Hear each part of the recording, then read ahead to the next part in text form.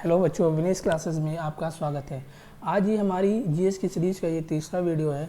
इसमें हम जीएस के कुछ महत्वपूर्ण प्रश्नों को देखेंगे। तो चलिए वीडियो को शुरू करते हैं। तो पहला प्रश्न आपके सामने ये रहा कि भारत का प्रथम राष्ट्रीय उद्यान कहाँ स्थित है। तो भारत का प्रथम राष्ट्रीय उद्यान ऑप्शन ए उत्तराखंड में स्थित है। भारत के प्रथम राष्ट्रीय उद्यान का नाम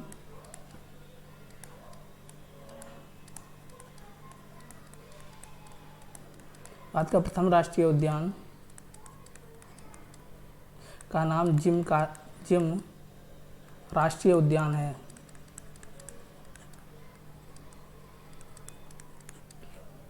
जो कहाँ स्थित है?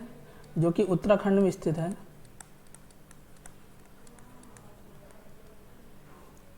अगर ये आपसे पूछा जाए कि इसका पुराना नाम क्या है, तो इसका जो पुराना नाम है वह है हैली राष्ट्रीय उद्यान।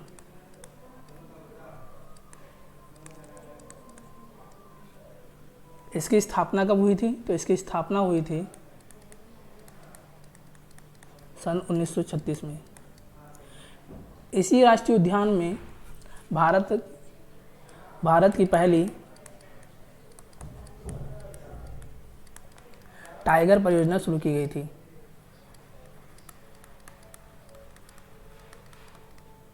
तो यहाँ तक आपको समझ में आया। तो इसका आंसर होगा ऑप्शन ए उत्तराखंड। तो चलिए आगे बढ़ते हैं। भारत का सबसे छोटा राष्ट्रीय उद्यान कहाँ स्थित है? तो भारत का सबसे छोटा राष्ट्रीय उद्यान का नाम है साउथ बटन राष्ट्रीय उद्यान।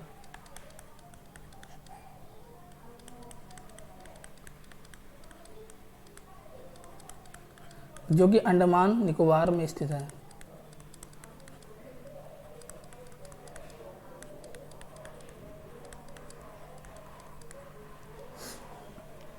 भारत का सबसे बड़ा राष्ट्रीय उद्यान कहाँ स्थित है? तो नोट कीजिएगा, भारत का सबसे बड़ा राष्ट्रीय उद्यान है हेमिस राष्ट्रीय उद्यान,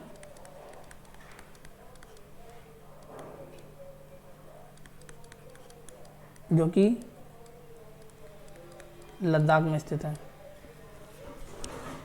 अगर आपसे पूछा गया जाए कि लद्दाख के इस समय उपराज्यपाल कौन है, तो लद्दाख के उपराज्यपाल हैं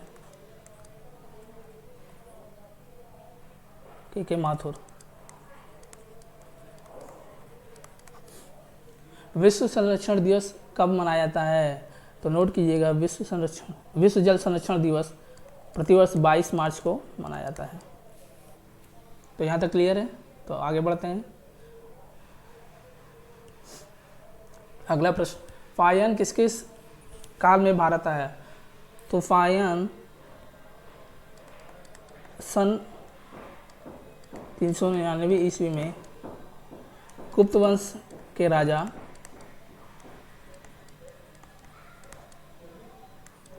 चंद्रगुप्त द्वितीय के शासनकाल में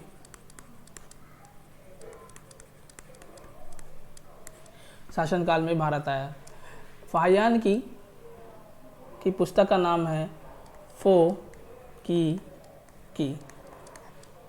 वो यहाँ किस लिए आया था? तो वो यहाँ बौद्ध शिक्षा के लिए आया था। क्लियर है? तो इसका आंसर होगा ऑप्शन बी चंद्रगुप्त द्वितीय। तो आगे बढ़ते हैं। ये हैं चंद्रगुप्त द्वितीय। अगर आपसे ये पूछा जाए कि सर्वाधिक सोने के सिक्के किसने शुरू किए, तो सर्वाधिक सोने के सिक्के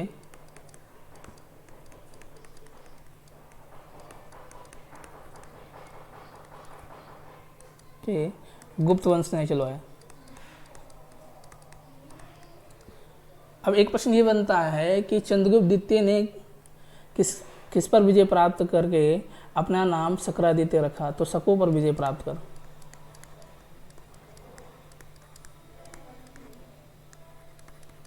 शकों पर विजय प्राप्त करके नाम क्या रखा? शक्रादित्य की उपाधि धारण की। तो यहाँ तक क्लियर है। चलिए आगे बढ़ते हैं। भारत का नेपोलियन किसे कहा जाता है? तो भारत का नेपोलियन, नोट कीजिएगा, भारत का नेपोलियन कहा जाता है समुद्रगुप्त को।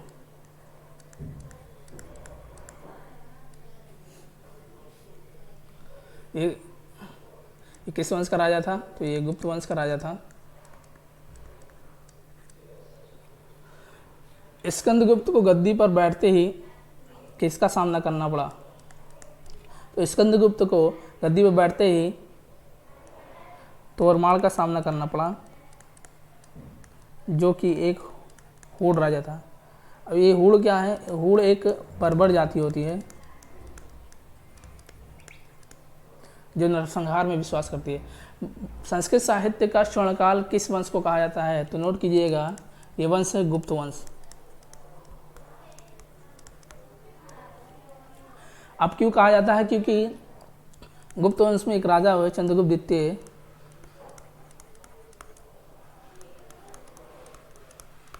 जिनके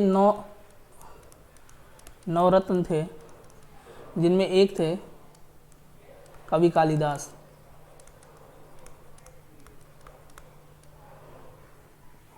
इन्होंने क्या किया कि इस समय में जितने भी इनके नाटक लिखे गए, चाहे वो अभिज्ञान शकुंतलम हो,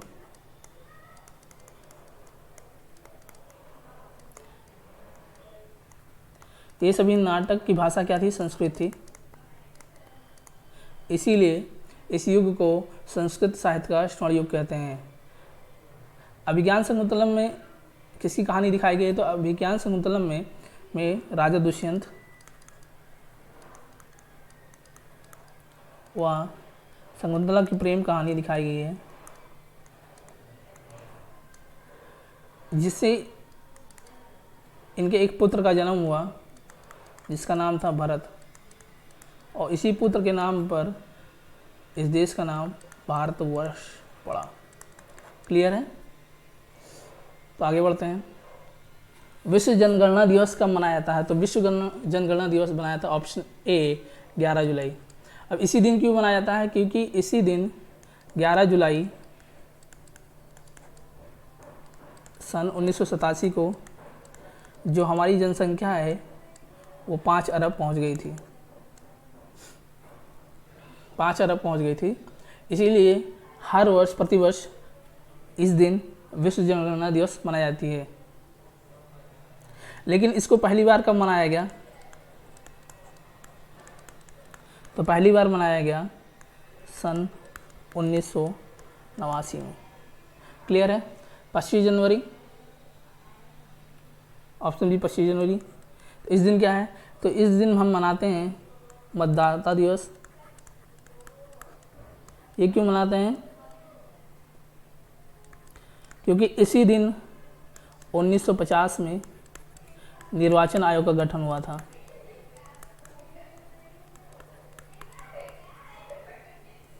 पाँच जून विश्व पर्यावरण दिवस, 22 मार्च विश्व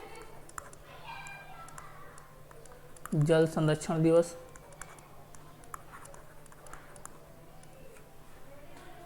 क्लियर है? तो आगे बढ़ते हैं। विश्व पर्यावरण दिवस कब मनाया जाता है? तो विश्व पर्यावरण दिवस प्रतिवर्ष 5 जून को मनाया जाता है। भारत में जनगणना सर्वप्रथम कब शुरू हुई थी? तो नोट कीजिएगा, भारत में जनगणना सर्वप्रथम मियो के काल में सन 1872 में शुरू हुई। लेकिन दशकीय आधार पर जनगणना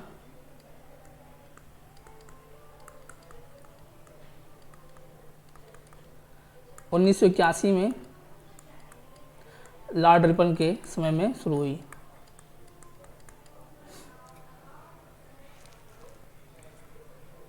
रामकृष्ण मिशन की स्थापना किसने की? तो रामकृष्ण मिशन की स्थापना स्वामी विवेकानंद ने की।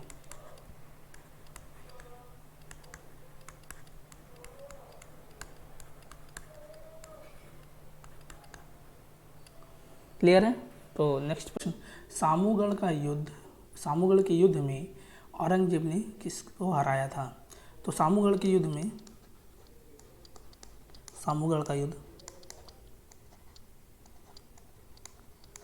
जो 10 मई 1678 ईस्वी में हुआ था, इसने क्या किया? इस युद्ध ने भारत के इतिहास को पूरी तरह बदल दिया। यह युद्ध किनके बीच हुआ? तो यह युद्ध दारा शिकोह और औरंगजेब के सेनाओं के बीच हुआ। किनके बीच हुआ? दारा शिकोह और औरंगजेब की सेनाओं के बीच। अब इस युद्ध में हुआ क्या?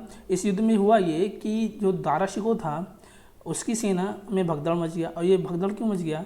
क्योंकि जो दारा शिकोह था उसकी सेना ने देखा कि दारा शिकोह जो है वो अपनी हाथी पर बैठा नहीं हुआ है, और इस भगदड़ के कारण ही दारा शिकोह यह युद्ध हार गया।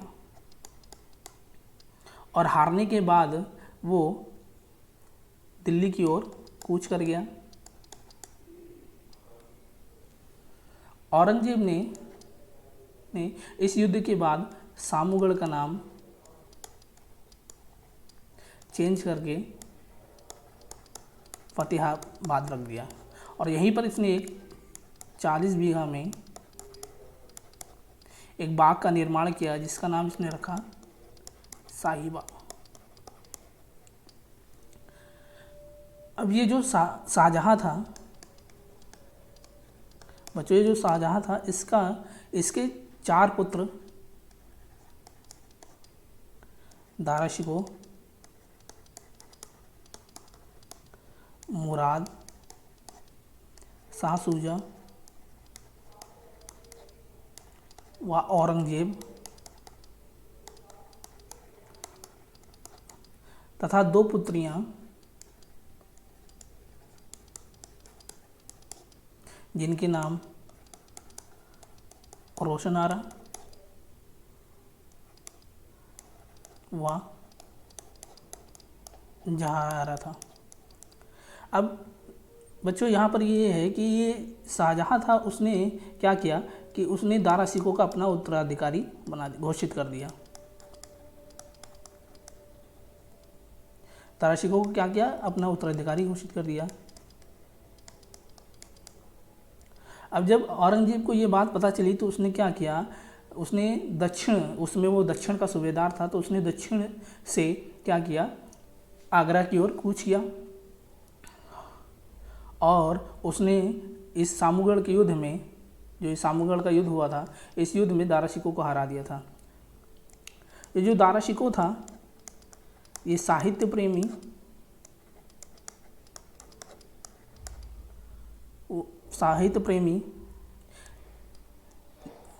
व शांति प्रिय था, परंतु एक अच्छा सेनापति नहीं था। जैसा कि आपको मैंने पहले ही बताया था इस युद्ध में कि जो दारा शिकोह था वो क्या था कि वो अपने हाथी से उतर गया था, जिसके कारण उसकी सेना में भगदड़ मच गया था, जिसके कारण वो युद्ध हार गया था। तो इसका उत्तर होगा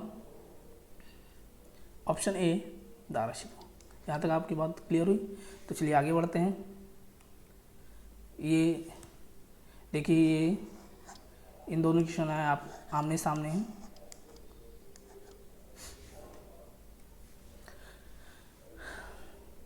किस मुगल बादशाह ने बीबी का मकबरा बनवाया था? तो नोट कीजिएगा, ये मुगल बादशाह था औरंगजेब। इसी ने बीबी का मकबरा बनवाया था। ये कहाँ बनवाया था? ये बनवाया था औरंगाबाद में। इस बीबी के मकबरे को ताजमहल का फूहड़ नमूना कहते हैं, क्योंकि ये जो बीबी का मकबरा है ये बिल्कुल ताजमहल की तरह है। क्लियर है? मुमताज महल का वास्तविक नाम क्या था? मुमताज महल का वास्तविक नाम अर्जुबंद बानो बेगम था। इसी की याद में शाहजहां ने क्या किया था? शाहजहां ने ताजमहल का निर्माण करवाया था। किस मुगल बादशाह को जिंदा पीर कहा जाता है? तो नोट कीजिएगा, यह बादशाह था औरंगजेब। तो क्लियर है? तो आगे बढ़ते हैं। अगला प्रश्न, भारत में अभिलेख लिखने की परंपरा किस वंश ने शुरू की? अभिलेख। अब ये अभिलेख क्या होते हैं? तो ये अभिलेख जो होते हैं वो ठोस सतह पर लिखे हुए लेख होते हैं।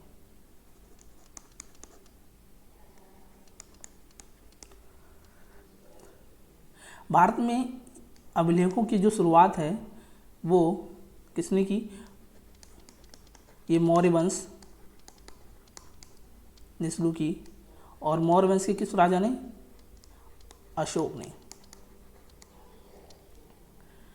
अब यहाँ ये प्रश्न बनता है कि ये अभिलेख कितने प्रकार के होते हैं? तो अभिलेख 3 प्रकार के होते हैं। पहला है स्तंभ लेख। अब ये स्तंभ लेख किस प्रकार का होता है? तो ये स्तंभ लेख ये कुछ इस तरह से होता है, ये आप चित्र देख सकते हैं। इसमें ये ऊपर का भाग होता है, इसमें जानवर का चित्र अंकित होता है। क्या होता है? पशु का चिन्ह अंकित होता है।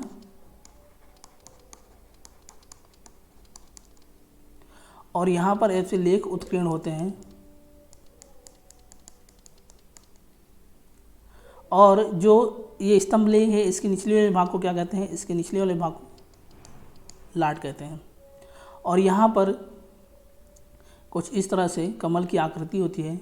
ये कमल की आकृति किस तरह होती है? ये कमल की आकृति होती है अधोमुखी, क्योंकि ये इसमें जो कमल का मुख है वो क्या होता है? नीचे की तरफ होता है, यानी उल्टा होता है। और जो यहाँ पर जो पशु का ये चिन्ह अंकित है उसे क्या कहते हैं? उसे कहते हैं फलक। इसके बाद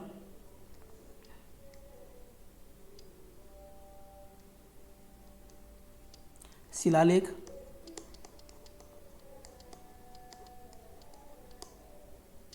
अब ये शिलालेख क्या होते हैं? कि ये शिलालेख जो होते हैं वो चट्टान के सामने वाले भाग होते हैं, बिल्कुल सामने, चट्टान के सामने के भाग होते हैं।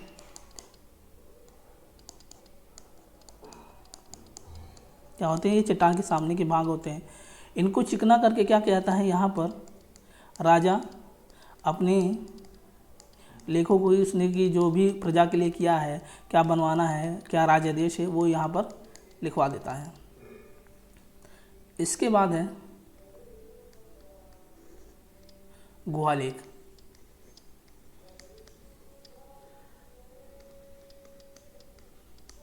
अब ये गुहालेख कैसे होता है? तो ये गुहालेख होता है, ये पर्वतों को काट कर बनाया जाता है और यहाँ पर ऐसे पर्वतों पर यहाँ पर लेख अंकित कर दिए जाते हैं।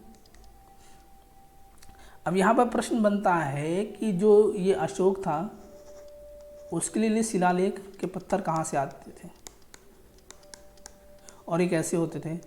तो ये शिलालेख के जो पत्थर होते थे वो चुनार के पीले पत्थर होते थे। कैसे पत्थर होते थे? पीले पत्थर होते थे। तो क्लियर है? तो इसका आंसर होगा आंसर ए, मौर्य वंश।